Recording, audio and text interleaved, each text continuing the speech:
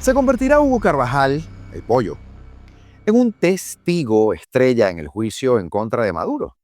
Todo apunta a que sí, y te lo voy a contar con unos daticos adicionales. Pero ya que estamos en ese escabroso tema judicial, también te voy a traer el día de hoy algo sobre lo que se vivirá en Caracas el día de hoy. Personajes oscuros que estarán declarando en el Palacio de Injusticias. Nombres, por ejemplo, como el de Gran Cuarteaga. Pero ya te voy a contar. El aumento salarial, el del 1 de mayo, viene con sorpresa. O quizá no tanto, sabiendo ese mal talante del régimen y el desprecio que le tiene al venezolano. Hablaremos de eso hoy. También del trabajador de Ipasmé, que fue detenido por un escrito con un insulto a Delcy Rodríguez. Pero el escrito era anónimo. Chavismo puro. Y según se conoce, en las últimas horas y en referencia a este deplorable atentado del fin de semana, ya usted sabe, el atacante, Cole Thomas Allen, no solo quería despedirse del presidente Trump, sino también de otros miembros de su administración. Extendemos el caso hoy y te hago una pequeña cronología de los eventos. Así que quédate hasta el final, porque lo que es una serie de noticias sueltas en realidad es una sola historia. La de un mundo que cada vez es más disfuncional. Y te lo cuento hoy, lunes 27 de abril de 2026. Augusto Navarro, en tu espacio, que como siempre se llama Apolítico. Ya sabes. Te invito a que dejes tu like comenzando el video, para que más personas se enteren de que ese aumento va a ser otra burla de Delcy a los venezolanos. Comenzamos. A ver, muy atentos al día de hoy, 27 de abril, porque estarían yendo a declarar al Palacio de Injusticias algunos de los más brutales torturadores de nuestro país. Escuche bien, porque hablamos de Abel Angola, de Axel Colina, de Alexander Gran Cuarteaga, y de Frank Rodríguez, quienes, entre otras cosas, montaron el expediente en la causa paracaidista, donde figuraba, por ejemplo, el general Baduel, los 7 sargentos de la 42 Brigada Paracaidista, y les hablo de Rubén Bermúdez, Javier Peña, Juan Díaz, Jackson Lozada, Freddy Montero, Noé Romero Lugo, Jairon Villegas y el general Ramón Lozada Saavedra. Estos tienen casi 10 años presos, primero por la justicia militar y luego por la justicia ordinaria. Para variar, ninguna prueba cursa en su contra, y el delito que se les atribuye es inexistente. Y es que incluso si los condenaran en este momento, ya tendrían la pena cumplida. La denuncia la hace Zair Mundaray, que en el caso, por ejemplo, de Ramón Lozada, el general, está muy grave de salud, tanto que su reclusión es en el hospital militar, desde hace un buen rato además.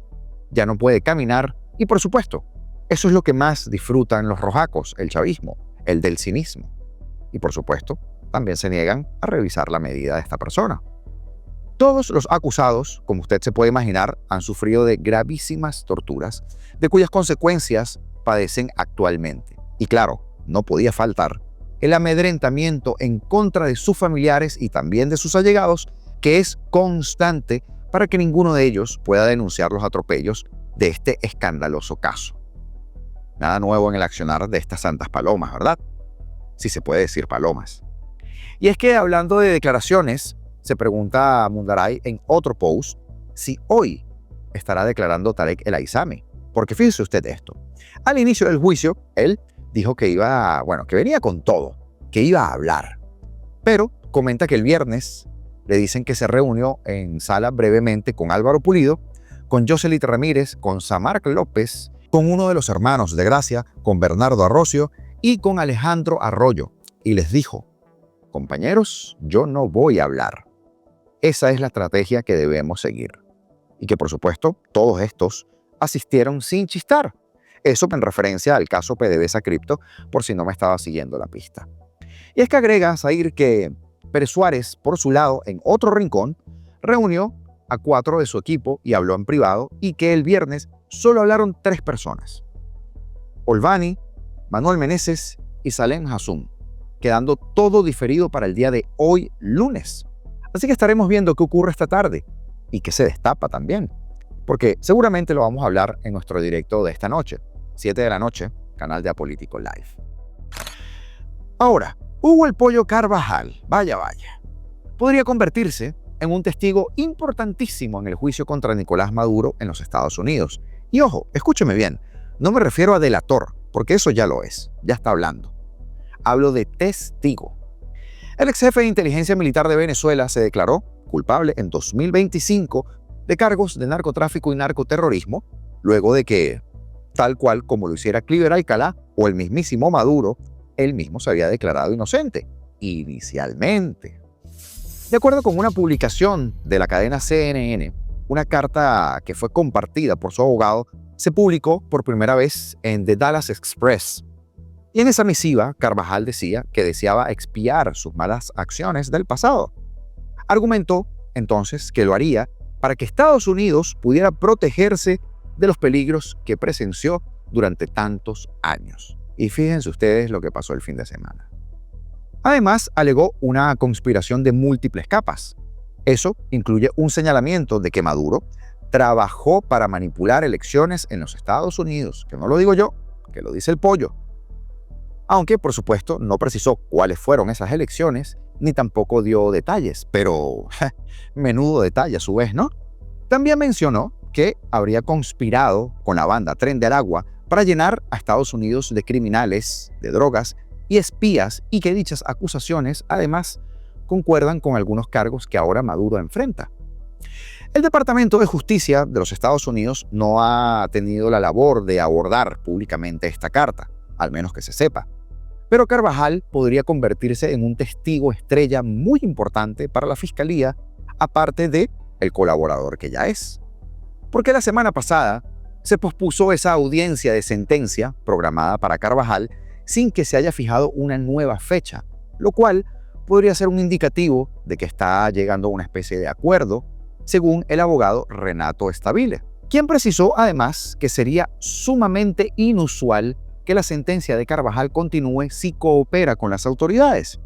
Pero es que además el ex jefe de inteligencia militar venezolano no aparece ya en la base de datos de los reclusos de la Oficina Federal de Prisiones de los Estados Unidos, pese a que sigue estando bajo custodia federal, lo que también podría ser otra señal de que el pollito ahora se convirtió en todo un gallo. Por su parte, el abogado de Carvajal niega comentar acerca del contenido de esa carta o del caso de su cliente. Pero cabe recordar, aunque yo sé que usted tiene una memoria privilegiada, que Carvajal era muy, pero muy cercano a Hugo Chávez y que desde que estaba en el ejército, Venezuela, dirigió el DGCIN, ese nido de unicornios, para que nadie se ofenda y para que no suene deshumanizante. Gente renombrada en denuncias de tortura, de secuestros políticos y de desapariciones forzadas, pero no se le puede decir nada. Este rompió relaciones con Maduro en 2019 y anunció su apoyo en ese momento a Juan Guaidó. Y luego de eso, huyó a España. Estando en el exilio, Carvajal comenzó a hacer denuncias contra Maduro en un blog personal y también lo hizo por redes sociales. Y en una entrevista ofrecida a The New York Times, dijo que el círculo de Maduro estaba involucrado en narcotráfico y en terrorismo. Carvajal llevaba años en la mira de las autoridades estadounidenses. No era pequeño el rol que jugaba en Venezuela, porque de hecho, en 2008, la administración de Joe Biden lo sancionó por asistir materialmente las actividades de narcotráfico de las FARC, público y notorio. No sé si usted recuerda la aparición de ese nombre en el infame computador de Raúl Reyes. El Departamento de Justicia entonces presentó cargos contra él en un tribunal federal en abril de 2019 por intentar enviar 5.6 toneladas de polvo blanco a los Estados Unidos en 2006 y además de proporcionar armas y explosivos a la FARC. Él permaneció escondido en España, incluso se sometió a una cirugía plástica para cambiar su imagen, pero finalmente las autoridades españolas lo capturaron y lo extraditaron a los Estados Unidos en 2023. En la acusación inicial de Maduro no aparecía el nombre de Hugo Carvajal. Sin embargo, hubo una nueva acusación donde se reflejaba la afirmación del ex jefe de inteligencia y en donde se señalaba a Maduro de trabajar con el Tren de Aragua para enviar drogas a los Estados Unidos. Se desconoce si aquella carta que mandó, aquella famosa carta de Carvajal a Trump, fue leída por el presidente. El abogado Robert Feitel dijo que no lo sabía y que la Casa Blanca no respondió sobre el tema, según dijo CNN. Un portavoz de la administración Trump dijo que Maduro orquestó muchos crímenes en contra de los Estados Unidos, palabras textuales, y mencionó que entre esos estaba el envío de drogas y de terroristas al territorio estadounidense. Afortunadamente, el Departamento de Justicia del presidente Donald Trump arrestó a Maduro por sus numerosas acciones malvadas e ilegales en contra de los Estados Unidos y ahora está a la espera de que se haga justicia en el Distrito Sur de Nueva York, señalaba el comunicado de esa persona.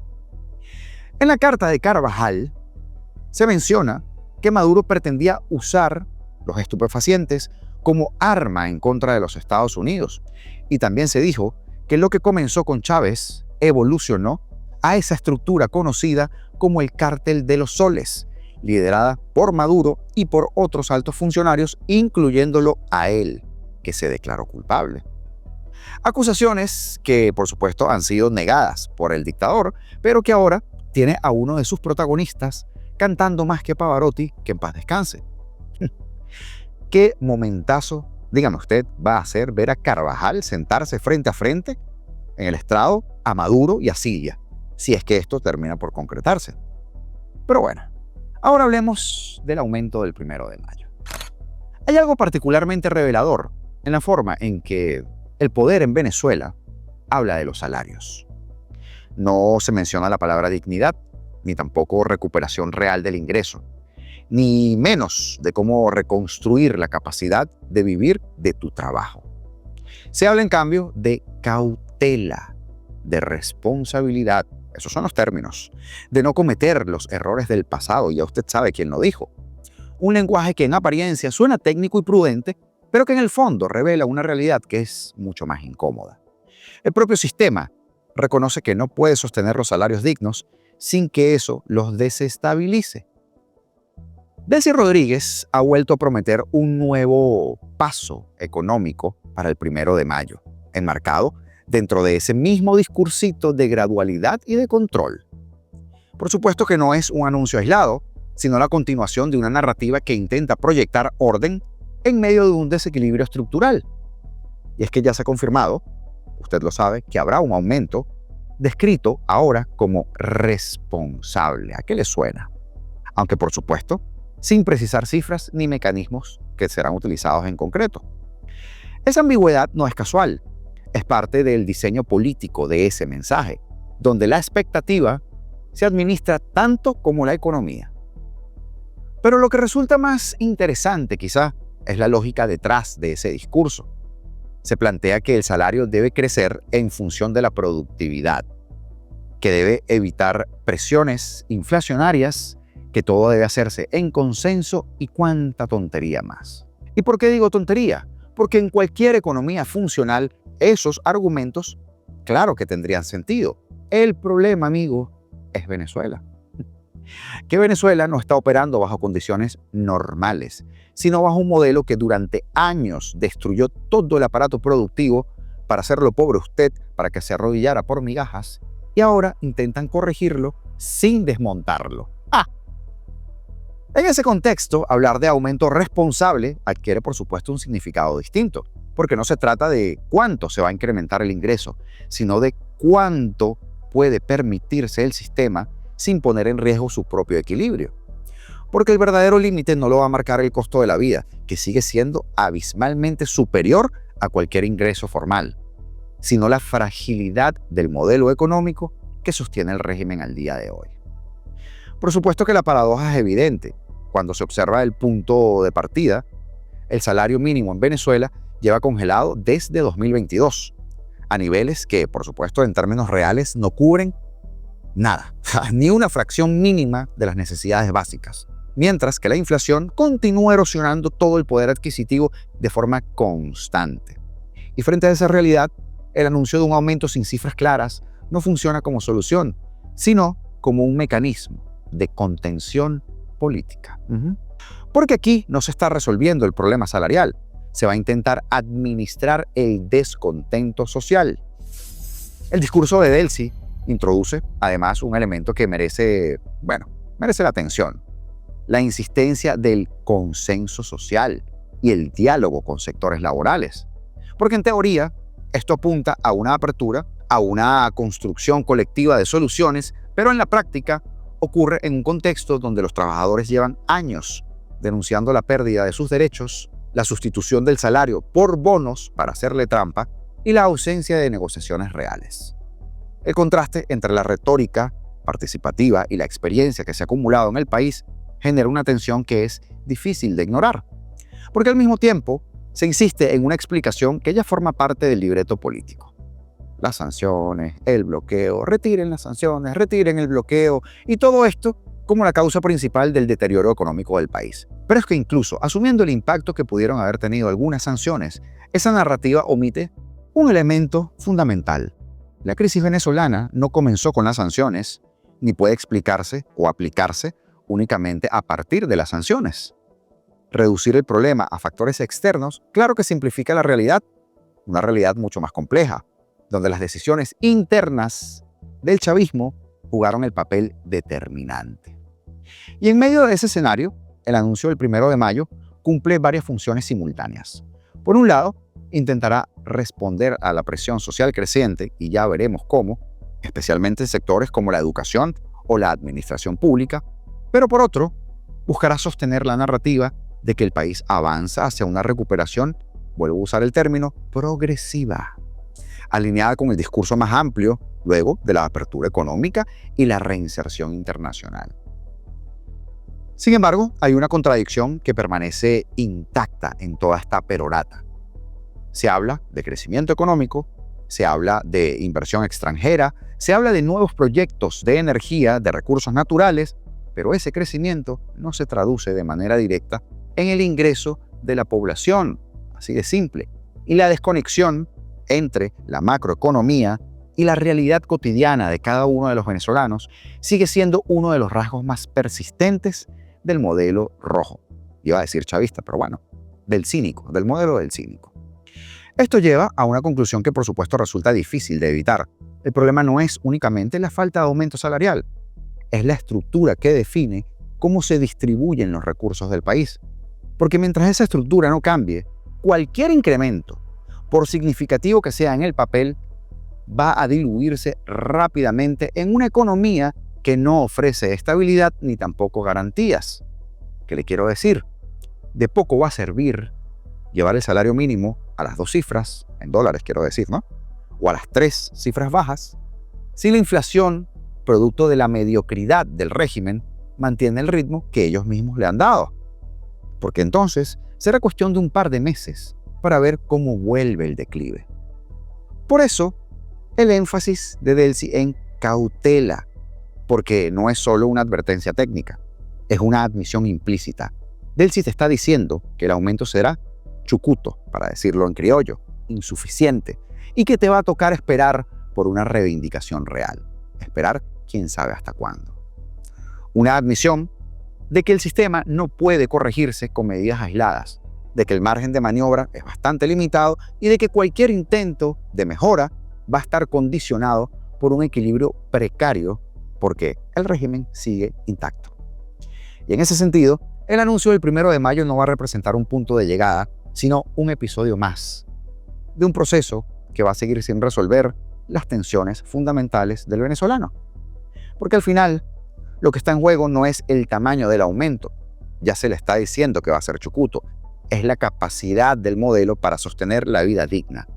Y en Venezuela, esa sigue siendo la pregunta que ninguna medida responsable ha logrado responder. ¿O sí? Pero la respuesta no es nada favorable. Si no, recuerden ustedes en manos de quién acaban de poner el Banco Central de Venezuela o el rol que juega el Calixto Ortega en el del cinismo. Hablando de recordar, ¿recuerda usted al ladrón que se cepilló los 42.000 millones de dólares de nuestras arcas por su paso en PDVSA? Sí, le estoy hablando de Rafael Ramírez. Pues bien, un video cortito de redes sociales lo muestra recientemente cómo el malandrete que es sale a amedrentar a una persona que lo estaba grabando en las calles. Ajá. Hey, pa. It's all right.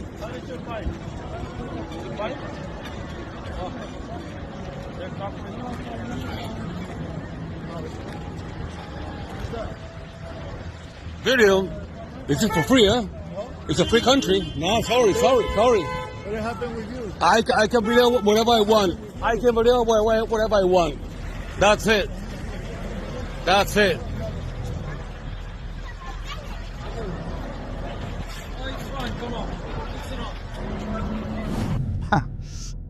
Ay, amigo que grabaste ese video. Ojalá llegaras a ver este segmento del programa. Hermano, a jugar Caribe. La próxima vez, ya hablas en castellano, dejas que te agreda, no pidas disculpa, porque tú no estás haciendo nada malo. Grabar no es un delito. Lo que él hizo es un delito. Y agredir también es un delito. Tenías que dejar que se te fuera la olla y bueno, llamar a la policía, mostrarle el video, poner la denuncia y ya tú sabes. Aunque sí, sabemos que con 42.000 millones que se robó va a salir libre el mismo día, al ratito. Pero lo pones a pasar un ratico divertido, ¿no? Y además, queda el registro. En todo caso, gracias por el video. Les recuerdo que hemos creado un canal de difusión en WhatsApp, ya que muchos de ustedes nos estaban diciendo constantemente que no llegaban los mensajes de cuando sacábamos un nuevo video o cuando salíamos en vivo. Entonces, te invito a que formes parte de este canal de difusión, ya que por allí le avisaremos a toda nuestra comunidad cuando este canal saque un nuevo video, cuando vayamos en vivo en el canal de República junto a mi hermano Melanio o cuando lo hagamos en Apolítico Live como lo vamos a hacer esta tarde-noche. Gracias a todos los que ya se suscribieron o se apuntaron al canal de difusión por ser parte de la comunidad. Únete tú también a nuestro canal de difusión. El link te lo voy a dejar fijado en la caja de comentarios, o sea, el primer comentario que vas a ver allí, ese link te lleva directo a WhatsApp. Y nadie va a tener tu información. Ya lo he explicado. Espacio Público denunció que Juan Luis Guedes, trabajador estatal del Instituto de Previsión y Asistencia Social para el Personal del Ministerio de Educación, el IPASME, fue detenido porque tenía en su escritorio, chico, un texto con un insulto a Delcy. ¿Qué nivel? El del chavismo 3.0, perdón, del cinismo. La detención ocurrió en Valle de la Pascua, estado Guárico. De acuerdo con la información de la ONG, una persona de servicios generales, estos que llaman sapos, los acusó a esta persona de incitación al odio por tener en su escritorio la frase "fuera la mona". Yo no sé por qué el delator infirió que eso iba en contra de Delcy. Qué cosa más rara, ¿ah? Dios mío. Pero bueno, tampoco sé a qué se refiere, porque según algunos por ahí en podcast, esto va en contra... Bueno, mejor no me complico y sigo con la información. En un video, que ya lo voy a colocar, se observa y se escucha a los compañeros de Guedes exigir, por ejemplo, la orden de detención, cosa que nunca presentan en Venezuela, es como un mito ya, una orden de detención, y la presencia de un fiscal que es otra leyenda. Sin embargo, los policías, además con armas largas, detuvieron al trabajador. Quienes estaban en el sitio gritaban libertad, querían cantar el himno ante la indignación por la detención de esta persona. Mire usted lo que pasó. Abogado. Sí. Por eso no se lo pueden llevar así nada más, porque es un delito. ¿Cuál es el delito?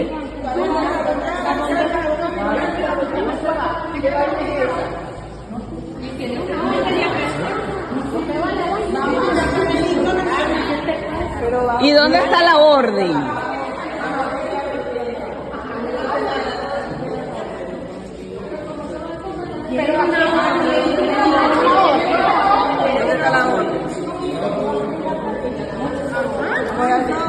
Buenos días. La orden para llevarse. ¿Y el fiscal? ¿Quién es un fiscal? No, eso no es así, papi. Sin una orden no pueden llevar. Horas después de la detención, el tribunal excarceló a Guedes, pero ya usted sabe, clásica medida cautelar de presentación ante tribunales para mantenerte arrodillado. Los compañeros de trabajo de Guedes ejercieron, por supuesto, presión a las afueras del cuerpo de seguridad. Alegaron que el escrito era anónimo y que, por lo tanto, no podía haber ninguna persona señalada como autor. Porque además, ¿qué era lo que decía la franelita de los graciositos estos en estos días? Porque si hablamos de autopercibirse, deberíamos respetarle su opinión, ¿no? O su decisión. Ahora, Washington, sábado por la noche. 2.500 invitados el gabinete presidencial en pleno y el hombre más custodiado del mundo. Lo que debía ser una cena protocolaria se convirtió en segundos en una escena de caos bajo las mesas. Por tercera vez, en menos de 3 años, la seguridad del presidente ha sido puesta a prueba. Por tercera vez, nos quedan más preguntas que respuestas. ¿Cómo es posible que un hombre con un arsenal lograra superar los filtros de un hotel de máxima seguridad o que tenía máxima seguridad? Hoy le traigo un poco de los hechos, los fallos y el perfil del atacante que nadie vio venir. ¿O sí? A las 8:30 de la noche, Cole Thomas Allen, un ingeniero de 31 años, sin antecedentes, intentó irrumpir en el salón principal. No era un improvisado. Se alojó en el mismo hotel días antes, estudió el terreno y evitó los perímetros más estrictos. Lo más alarmante no es solo que estuviera armado, sino el agujero que hubo en el protocolo. En la alfombra roja, por donde desfilaron todos los secretarios del gabinete, los controles de detección eran inexistentes.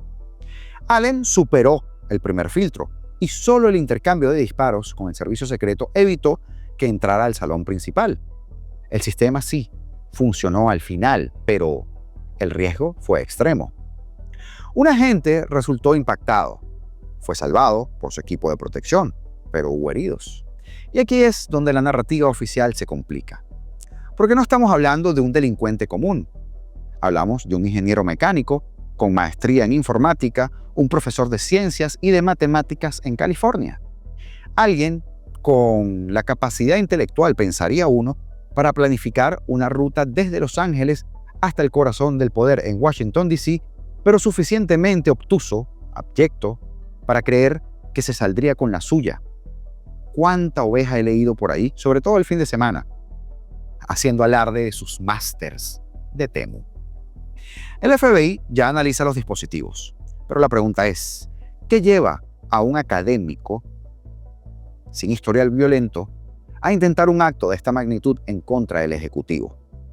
Porque aunque se maneja la tesis del lobo solitario, como se le dice, la precisión de sus movimientos sugiere una preparación más minuciosa que el Departamento de Justicia está intentando descifrar bajo la dirección de Todd Blanche. Este evento no ocurre en el vacío. Sucede mientras que la administración Trump consolida su estrategia con el interinato, con el del cinismo en Caracas, y gestiona tensiones críticas en Medio Oriente y en Cuba. Un presidente bajo ese nivel de exposición es un blanco no solo para individuos aislados, sino para quienes ven en la inestabilidad de Washington una oportunidad.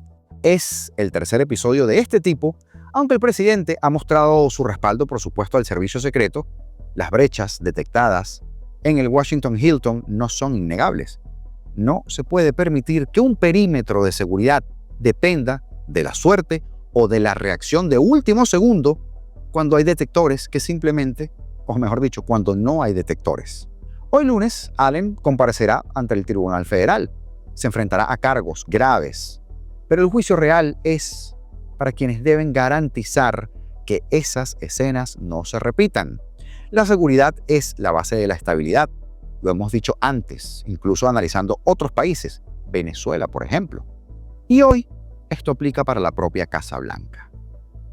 ¿Fue acaso un fallo de inteligencia? ¿Fue, por lo contrario, un exceso de confianza en un hotel lleno de prensa? ¿O fue algo más?